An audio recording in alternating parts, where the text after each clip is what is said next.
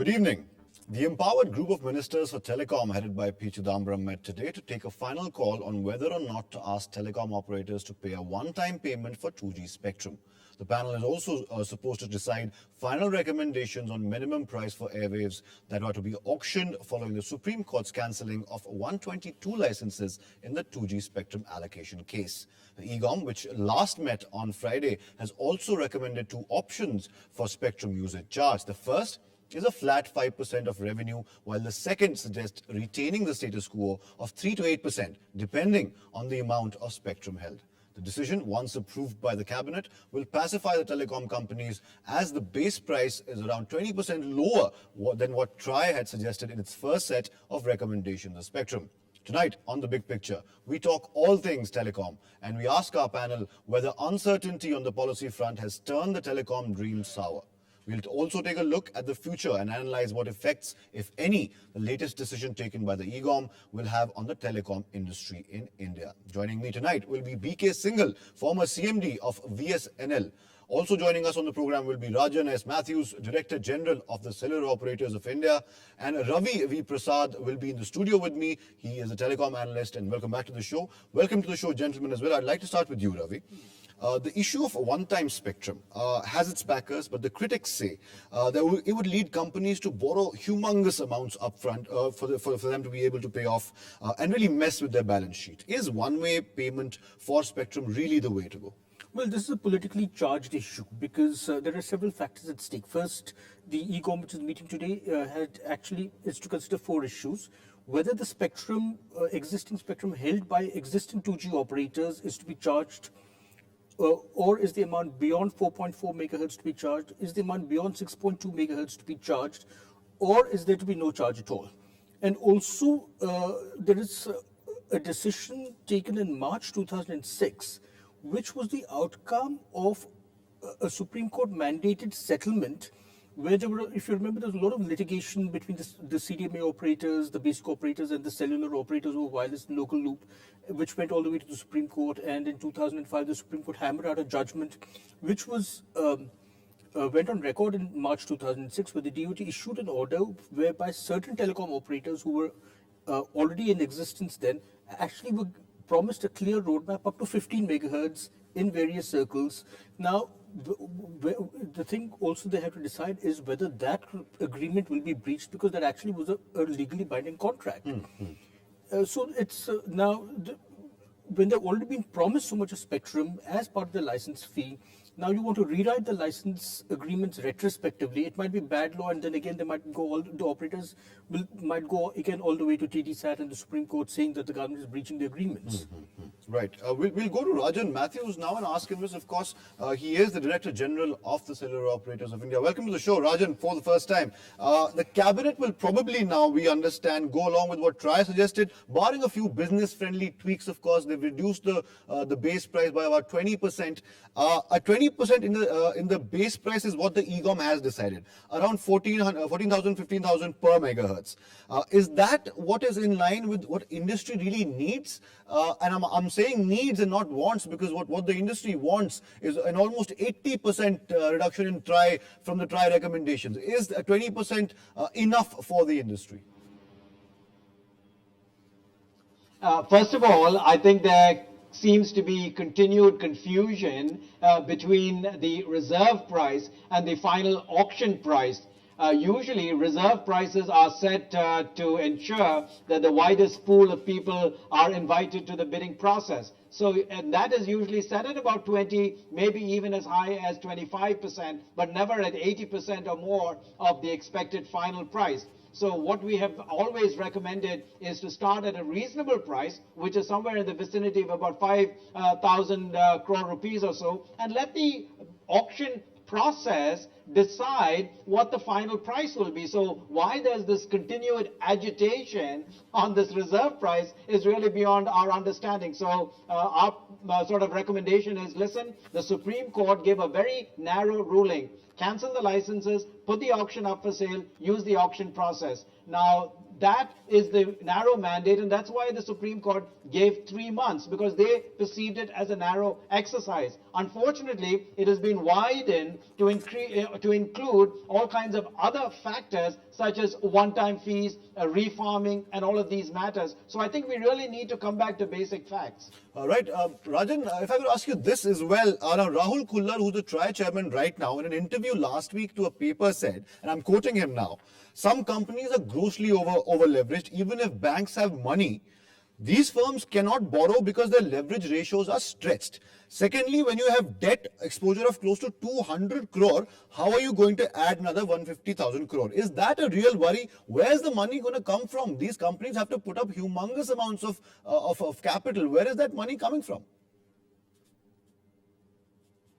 I'm glad that Mr. Kullar recognized the basic fact that we've been saying all along. And so clearly, yes, the debt overhang is an issue. There's 185,000 crore rupees that is owed by the companies. And clearly, the appetite of both domestic banks and foreign investors is simply not there to pick up this additional amount of requirement. Now, Mr. Kullar has made the additional comment that, oh, by gosh, our operators overbid for 3G. May I just add that, yes, we acknowledge that, but that was in the context of a very narrow slice of spectrum, which created an artificial scarcity with no guidance as to what additional spectrum would be available at what time frame. Clearly, that really vitiated the concept of a fair amount of information to which to make credible bids. And so therefore, the bids went out of whack. So yes, debt overhang is a critical problem, and allowing the companies to try and absorb this is simply not a feasible option. Right. Rajan, we'll come back to you in just a bit. Mr. B.K. Syngal is also joining us on the program. Welcome to the show, Mr. Syngal. My question to you, of course, you heard what Rajan had to say. Auction, there are people in the school of thought that says auctions should not be about asking telcos to bid for the highest spectrum. Instead, it should be about telcos to bid for the high spectrum fee that they're willing to pay. And bidders will have to match the highest bids for spectrum allocations. Telcos will not have to borrow huge sums as a result. Can the government not consider this at all? Your thoughts on that? You see, first of all, I agree with Mr. Rajan Matthews when he says that why couldn't the reserve price be lower or bit lower, in the sense that we are going in for a market determination of the spectrum price. So let the market decide as to what should be the right price. So fixing any price for any reserve price, therefore, at these levels, yes, I think I would go along with what Mr. Rajan has said. But at the same time, you see, there are certain other issues as well, which could make this auction, again, full of little bit of uncertainty, in the sense that why have they decided only the auction of 13.75 megahertz, when the spectrum to be vacated by the cancellation of 122 licenses, which is about 4 or 5 licenses pan-India, each one having about 4.4 megahertz, totaling up to 25 megahertz of spectrum. Why has that entire amount of spectrum not been put in the pot? That is point number one. And also, it is not 122 licenses. As a matter of fact, there are licenses which got spectrum on 10 January 2008 and after.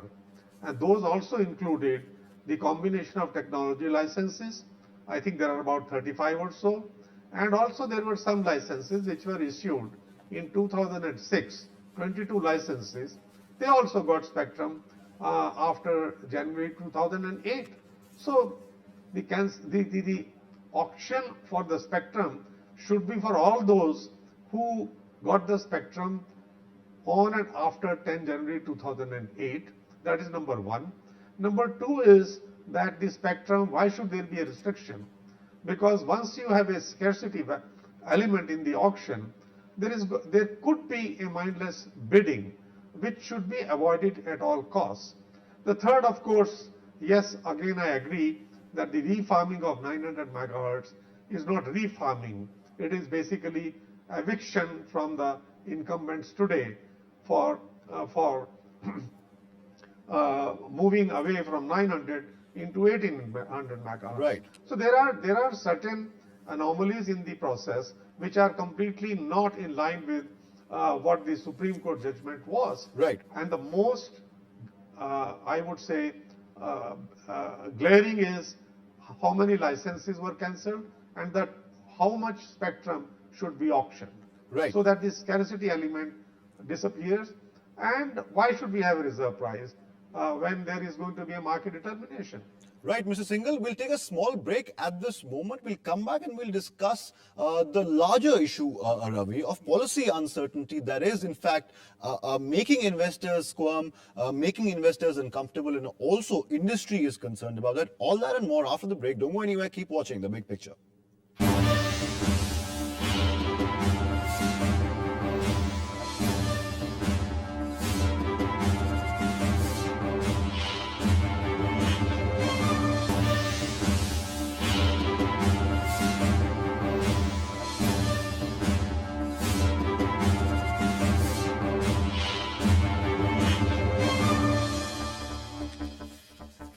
Welcome back. You're still watching The Big Picture and we're discussing the telecom sector. Of course, remember the EGOM on telecom was supposed to meet today. It still is going on. No word yet from the EGOM whether or not the one-time payment fee, one-time payment by the telcos, has anything been decided on that. We're still waiting for some word. But before that, let's just show you two of the biggest Indian telecom companies, how they've been faring. There you go. There's a bar that gives you an idea of how Idea, Cellular, as well as Bharti Airtel have been doing over the past.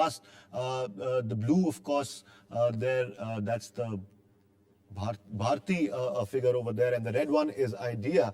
That's for your, of course, knowledge. Coming back, Ravi.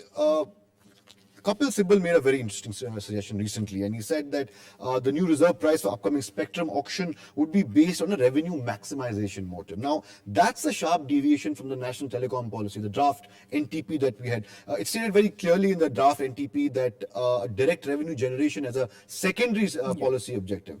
Is this part of a larger problem now, Ravi? Policy uncertainty. As we say one thing, we do the other. Is this also adding to the perturbed state the industry is in right now? Yes, certainly, because ever since 1999, revenue maximization has not been the primary objective of the telecom sector. The government, when you indulge in auctions or revenue sharing, you have to balance the interests of the consumers, the industry, and the exchequer. Now, what happens is that there have been studies by the ICRIER in India which show that a 10% increase in teledensity leads to something like a 1.2% increase in GDP. And in fact, it is even greater for broadband penetration, that it leads to something like a 10% increase in broadband penetration leads to about a 1.7% increase in GDP. And they also said, if Bihar had the same telecom penetration that Punjab had, it would have grown 4% higher.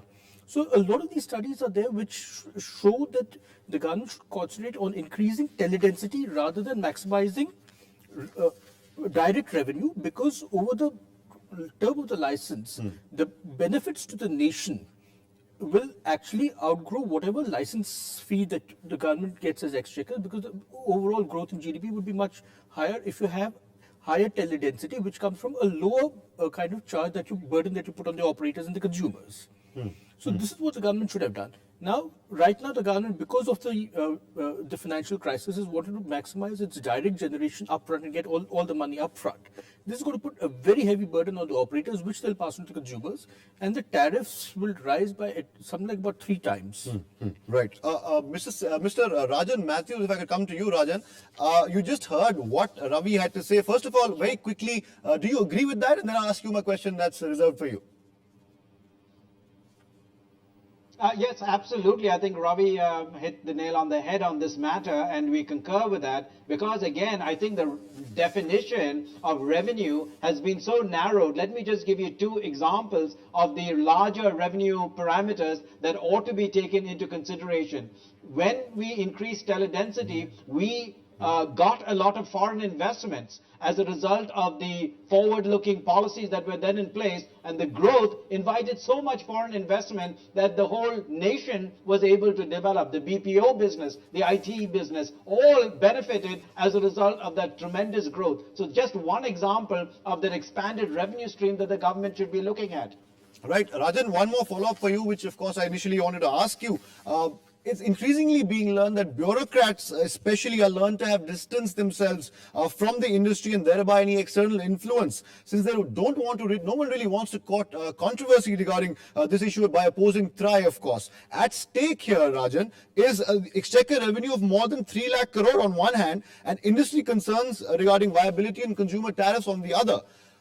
The establishment, Rajan, seems to be dragging its feet on the issue because nobody wants to touch it and court controversy. Is that hurting the telecom sector as well?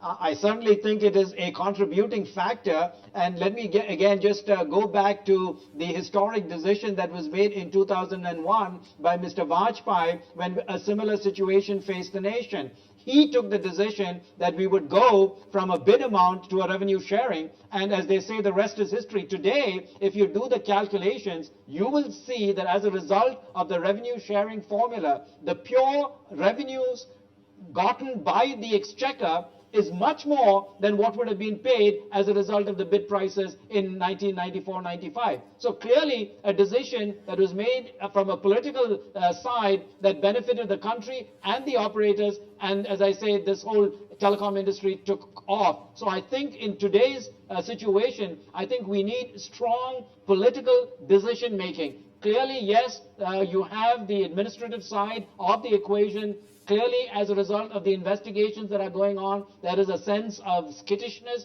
to make the type of bold decisions. But I think this is a political decision that needs to be made in order to take the industry forward. Ravi, global pairs, we just discussed even before the show, Axiata International, the Malaysian firm that has a stake in Idea Cellular is also threatening to go to international arbitration. This is going to hurt the Indian telecom sector very, very badly. Yeah, certainly. I think all these players who are going to take the Indian government to court, whether in London International Court of Arbitration, have a very strong case. And in my opinion, they will probably win.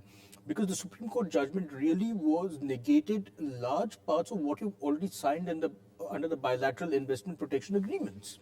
I mean, you can't actually, the government of India can't abrogate a contract which was you gave valid licenses to foreign investors. It was a policy decision. It was a policy decision. They got FIPB clearances from the Foreign Investment Promotion Board for their investments. At no time was it told to them that the FIPB clearances are conditional on court cases or anything like this. I mean, a foreign investor, especially a foreign government, will say that when the government of India and FIPB gives a clearance, that's taken as a valid clearance. I think they have a very, very strong case that the government will probably have to pay, $70 billion in damages to these 5 or 6 companies. And that will ruin the government of India if they have to, if the international courts, the arbitrators rule against the Absolutely, and the government credibility is also already very hit. Rajan, coming to you, you heard my question, of course. Axiata International of Malaysia, making it the 6th international company to sort of threaten to drag the Indian government to court. Not good for the industry, of course. What is your opinion? You, of course, represent the cellular operators of India. Your take on it? Clearly, that is a very, very serious problem. Just to put this into context, there is 650,000 crore rupees that was estimated by the Planning Commission as what will be required in the next 5 years in order to meet the telecom programs and broadband programs of the country. A full 75 to 80% of that 650,000 crore rupee budget was supposed to come from foreign sources. So clearly we are not talking about trivial amounts, and this type of sentiment that prevails in the international markets is going to put a serious dent in our ability to get that foreign financing into the country to drive this telecom business forward and take the GDP of the country to the heights that it ought to be. Right. Mr. Syngal, my original question to you was, Axiata International Malaysia has also threatened to take the Indian government to court, makes it the 6th international company to do so after, of course, the two major Systema as well as Telenor of Norway. Not good news for the industry, of course. Your take? I listened to what Mr. Prasad and Mr. Matthews have said. See, let's go back into how the licenses were distributed in 2008 and how the companies invested into secondary licenses. They were not originally obtained licenses. Now the question is, we may continue to say that the licenses are expensive, etc., etc. But the point remains that whether it's a private auction or it is a public auction, that has to be clearly understood and debated. If for the same license, these companies could pay 10 times, 8 times or whatever times the spectrum which they acquired at 2001 pricing, I don't understand. I can't convince myself as to how can that be justified. And how can a commodity which was sold in 2001 for 1700 crores or 1658 crores could also be sold in 2008 at the same price? At least there should have been some indexation. And let me just throw some numbers. I mean, Mr. Rajan has thrown some big numbers. 7,000 crore was the license fee which was paid in 2001. We are into 10th or 11th years of the operation of those 4 or 5 licenses. The total revenues, telecom revenues today, including the equipment sector, are close to 300,000 crores. Right. 300,000 crores. How can one say that the basic commodity should be sold at the same price in the name of foreign direct investment, and then you in the same name of foreign direct investment and also in the name of consumer? Right, Mr. Syngal. I just don't understand. Mr. Syngal, when the same thing can be sold by a private. Mr. Syngal, we have very little time on the show left. I want to get all my 3 guests in for a last word, of course. My last question to you will be the same. I'll start with Rajan. Very briefly, Rajan, if you could. If this current panel on the big picture tonight had to give a 3-step program to save the sunshine sector of the Indian economy, what would that be? Very briefly, sir, if you could. Put the spectrum, which is a scarce resource, up for auction. Take away all the ancillary matters that are cluttering the issue. Focus on the health of the industry, the affordability to the consumer. Put in place those policies, and this industry will take off. Right, Mr. Syngal. Same question to you. Very briefly, if you could. How do we dig ourselves out of this hole that we seem to have dug ourselves in because of uncertainty in policy? Very quickly, sir. Put as much spectrum which they have got from the cancellation of licenses, have a reserve price, and let the market determine, and all those licenses which have been cancelled, to whom the spectrum was issued after 10th January 2008, should also participate. Right, because Mr. Syngal. Some of them also got licenses after that date. Right, Mr. Syngal. The same question to you, Ravi. If you could sum it up for us all right now, the 3-step plan, policy prescriptions. How do we do this? In fact, I'd say put as much spectrum as can be obtained by the nation, including the spectrum that's with the Ministry of Information Broadcasting, Doordarshan, All India Radio, which is not utilizing efficiently. There's a lot of 700 megahertz spectrum, which the telecom industry is dying for. Spectrum with the defense forces. All that should be reformed and put up for auction. And I'd say go for the auction at a low reserve price, because otherwise what will happen is like what happened in the 1800 megahertz auctions in Germany, where you ended up with 2 bidders for 2 slots, which went at the reserve price. Same thing happened in Switzerland. Same thing happened in Austria, where because of flawed auction design and flawed government policies in these European countries, you just ended up with equal number of bidders for equal number of slots, and everything went into the reserve price. Do you think the e-government decided between 14,000 to 15,000? Is that still too high? I think it's too high. I would go with something like a 3,000 reserve price and let the market decide. You might end up with 18,000 or 20,000 or 25,000 crores. But start with 3,000 crores and not 15,000 crores. Right. If you start at 15,000 crores, you'll scare off a lot of potential bidders. Right. Your banks, international financial FIIs will not be willing to lend for the auction process. Right. Thank you so much, Ravi, for that. I must thank all my guests before I sign off. Of course, BK Syngal joined us. So did Rajan Matthews. Thank you so much, gentlemen, for coming on The Big Picture. Ravi, thank you so much for coming again. Of course, Ravi and my other panelists also seem to agree that still 14,000 to 15,000 per megahertz is still a little too high for the industry to actually digest. Perhaps the reserve price can go lower.